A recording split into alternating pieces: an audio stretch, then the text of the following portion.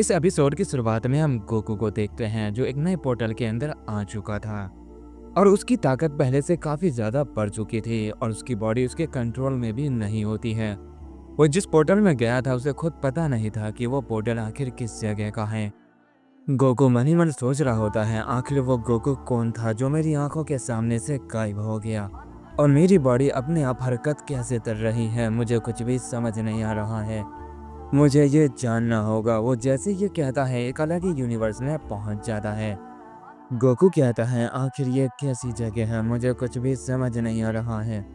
यहाँ तो बस चारों तरफ अंधेरा ही है, मुझे कुछ भी दिखाई नहीं दे रहा है और ना ही किसी की एनर्जी महसूस हो रही है। आखिर वो पोर्टल किस जगह का था और ये अपने आप कैसे खुला? जरूर यहाँ पर कुछ ऐसा है जिसके बारे में मुझे जानना चाहिए। गोकू जैसे ये कहता है अचानक से उसे सामने कोई दिखाई देता है जिसे देखने के बाद गोकू खुद शॉक रह जाता है। गोकू कहता है ये तो वही शख्स है जो मेरी आंखों के सामने से गायब हो गया था। गोकू जैसे उसके करीब आता है फिर से वो शख्स गायब हो जाता है। ये देखने के बाद गोकू और शॉक हो जाता है और उसकी बॉडी से फिर से गॉड फ्यूजन पावर रिलीज होने लगती है और वो फिर से एक नया पोर्टल खोलता है और गोकू खुद ब खुद उस पोर्टल के अंदर दोबारा चला जाता है। उसे कुछ भी समझ नहीं आ रहा था और वो फिर से एक नई जगह पहुंच जाता है और कहता है ये सब चल क्या रहा है, मुझे तो कुछ भी समझ नहीं आ रहा है और ये यूनिवर्स तो काफी जाना पहचाना सा लग रहा है। गोकू जैसे ये कहता है उसकी बॉडी फिर से मूवमेंट करती है और उसे दूसरी जगह पर ले जाने लगती है। गोकू जब वहाँ पहुँचता है तो वो देखता है कि वहाँ पर किसी की फाइट चल रही है जिसमें से एक शख्स इस यूनिवर्स का है और दूसरा गोकू खुद है। गोकू उस फाइट को देखकर कहता है शायद इस फाइट को मुझे रोकना होगा, इसलिए मेरी बॉडी मुझे यहाँ पर लेकर आई है। ये कहने के बाद गोकू जैसे उस फाइट को रोकने के लिए आगे बढ़ता है उससे पहले उस यूनिवर्स का वॉरियर उनके ऊपर अटैक कर देता है जिससे वहाँ पर काफी बड़ा धमाका होता है। उस धमाके का असर जैसे खत्म होता है वो देखता है कि वो दोनों फिर से आपस में फाइट कर रहे हैं। ये देखकर गोकू अपनी पावर को अप करता है और उन्हें रोकने के लिए उनके ऊपर अटैक कर देता है। पर जैसे वो दूसरे गोकू के करीब पहुंचता है वो गोकू फिर से गायब हो जाता है और उस गोकू का पंच उस वॉरियर को लग जाता है जिससे वो वॉरियर काफी पीछे जाकर गिरता है, लेकिन वो खुद को संभालता है और वो गोकू के ऊपर अपना अटैक करता है। लेकिन गोकू उस अटैक को अब एक ही पंच से रोक लेता है। ये देखकर वो शख्स थोड़ा चौंक जाता है और कहता है नामुमकिन। इस पे गोकू कहता है तुमसे फाइट करने का मेरा इरादा बिल्कुल भी नहीं है, इसलिए बेहतर होगा इस फाइट को खत्म करते हैं। इस पे वो शख्स कहता नहीं, ऐसा नहीं हो सकता है, तुम यहाँ से इतनी आसानी से बच के नहीं जा सकते हो। ये कहने के बाद वो शख्स गोकू के ऊपर एक पावरफुल पंच कर देता है, लेकिन उस पंच के लगने से पहले गोकू वहाँ से गायब हो जाता है और दूसरे यूनिवर्स में पहुंच जाता है। गोकू को खुद पता नहीं चला था कि वो यहाँ कैसे आ गया।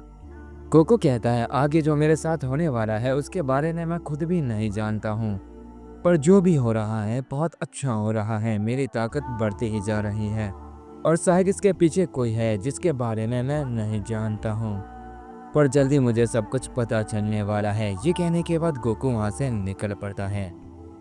इसके बाद हम सैनलॉन गोकू को देखते हैं जो रियल गोकू की तलाश में था और सैनलॉन गोकू को अब गोकू की एनर्जी चारों तरफ महसूस हो रही होती है। उसे समझ नहीं आ रहा था कि गॉड फ्यूजन गोकू एक ही समय पर इतने मल्टीवर्स में कैसे हो सकता है। ये जानने के लिए वो उस मल्टीवर्स की तरफ जाता है जहाँ जहाँ से उसकी एनर्जी उसे महसूस हो रही होती है। इसके लिए वो अपनी सैनलॉन पावर का इस्तेमाल करता है और मल्टीवर्स का पोर्टल खोलता है और जैसे वो सैनलॉन पावर इस्तेमाल करता है उसे सारी बात पता चल जाती है और वो कहता है तो ये बात है। उसे कमजोर करने के लिए उसकी पावर को हजारों मल्टीवर्स में बांट दिया गया है।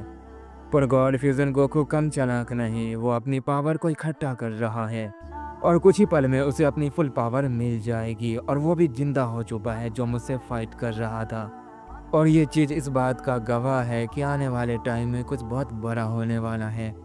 ये कहने के बाद सैनलॉन गोकू उस पोर्टल के अंदर चला जाता है। इसके बाद हम ग्लैन पेस्ट गोकू को देखते हैं जो बहुत तेजी से ओमनी किंग गोकू के यूनिवर्स की तरफ बढ़ रहा होता है और कहता है बस एक बार मैं उसे हरा दूं, उसके बाद मैं इस मल्टीवर्स में सबसे पावरफुल ओमनी किंग बन जाऊंगा।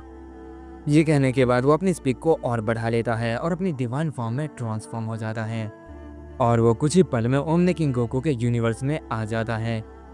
और जैसे वो ओमनी किंग गोकू के यूनिवर्स में आता है उसे अपने सामने दो शख्स लड़ते दिखाई दे रहे होते हैं।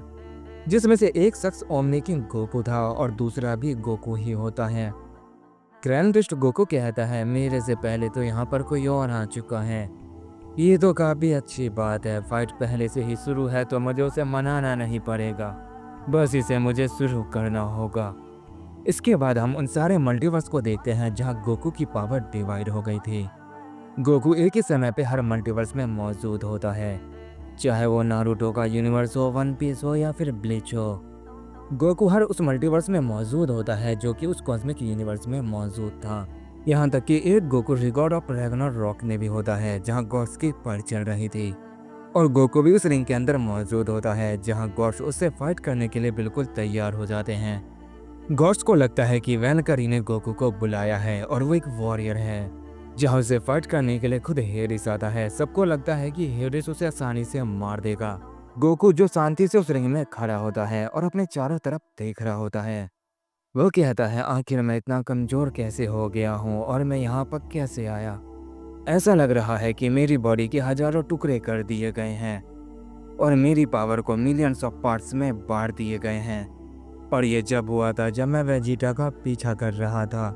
गोकू ये सोच ही रहा होता है कि हेडिस उसके ऊपर अटैक कर देता है। हेडिस के अटैक को गोकू इजीली टॉच कर लेता है। ये देखकर वो थोड़ा चौंक जाता है। वैलकरी भी ये देखकर काफ़ी शौक रह जाती है और कहती है, वो शख्स तो काफ़ी ज़्यादा तेज़ है, पर इस फाइट को तो कोई और लड़ने वाला था, फिर वो यहाँ पर अचानक से कैसे आया, जबकि मैं उसे जानती भी नहीं हूँ। क्या वो इंसान सच में उस हेडिस को हरा सकता है? उसे उस फाइट में नहीं आना चाहिए था। सारे इंसानियत की जान इस फाइट के ऊपर टिकी हुई है, अगर वो हारा तो सब कुछ खत्म हो जाएगा। वैलकरी ये सोच ही रही होती है कि अचानक से हेडिस गोकू के ऊपर अपना दूसरा अटैक कर देता है, पर गोकू उस अटैक को भी टॉच कर देता है। ये देखकर हेडिस भी थोड़ा शॉक रह जाता है, पर कहता, नामुमकिन, मेरे इतने तेज अटैक को आखिर वो कैसे देख पा रहा है। मुझे लगा था कि उसने गलती से मेरे पहले अटैक को टॉच कर दिया, लेकिन पर उसने दूसरे अटैक को भी इतनी आसानी से टॉच कर लिया है। ये कोई आम इंसान नहीं है, ये वैलकरी की कोई खास जान है। शायद वो जानती थी कि आखिरी फाइट में लड़ने वाला हूँ, इसीलिए उसने अपने सबसे अच्छे मोहरे को छुपा कर रख रखा था। कोई बात नहीं, मैं इसे ऐसी मौत मारूंगा कि सारी इंसानियत कांप जाएगी। ये कहने के बाद हेडिस अपनी हेल फायर को रिलीज करता है और एक बहुत ही पावरफुल अटैक गोकू के ऊपर कर देता है। उस अटैक की वजह से वहाँ पर काफ़ी बड़ा धमाका होता है और ऐसा लग रहा था कि गोकू मारा गया, पर जैसे उस धमाके का असर कम होता है, गोकू बिल्कुल सही सलामत बाहर आता है। गोकू को जिंदा देखकर सब बिल्कुल हैरान रह जाते हैं और कहते, क्या वो सच में कोई इंसान ही है? लेकिन कैसे? वो हेडिस के हमले से कैसे बच गया और उसकी बॉडी पे कोई भी चोट के निशान नहीं है, नामुमकिन। तभी गोकू कहता है, तुमने तो अपना अटैक कर दिया, अब मेरी बारी है। जी कहते गोकू अपना कामेहामेहा अटैक तैयार करता है। ये देखते हेडिस फौरन ही अपने कॉस्मिक फॉर्म में ट्रांसफॉर्म हो जाता है और तभी गोकू उस अटैक को हेडिस के ऊपर कर देता है। हेडिस उस अटैक को एक पल के लिए रोक लेता है, पर गोकू का अटैक इतना ज़्यादा खतरनाक था कि वो पूरा रिंग ही तबाह हो जाता है और सबके सब मारे जाते हैं। गोकू इस बात से बिल्कुल अनजान होता है, उसे लगा नहीं था कि ऐसा भी कुछ हो सकता है। वहीं दूसरी तरफ हम नंबर 1 वेजिटा को देखते हैं जो डोहान के प्लेस पर जा रहा था और वो कुछ ही पल में वहां पर पहुंच जाता है और जैसे वो वहां पहुंचता है उसकी आंखें फटे की फटी रह जाती हैं। डेथ वहीं पर मौजूद होता है और वो देखता है कि डोहान किसी से फाइट कर रहा है और जिससे वो फाइट कर रहा था वो कोई और नहीं बल्कि पैरेलल यूनिवर्स का नंबर 1 था। वेजिटा कहता, मैंने सोचा नहीं था कि मैं इससे इस हालत में मिलूंगा कि ये डोहान से फाइट कर रहा होगा, लेकिन जिस लिए यहाँ पर आया हूँ वो करके रहूँगा। मेरा मकसद है इस नंबर 1 को हराना और मैं इसे हरा कर रहूँगा, तभी मैं रियल नंबर 1 कहलाऊँगा।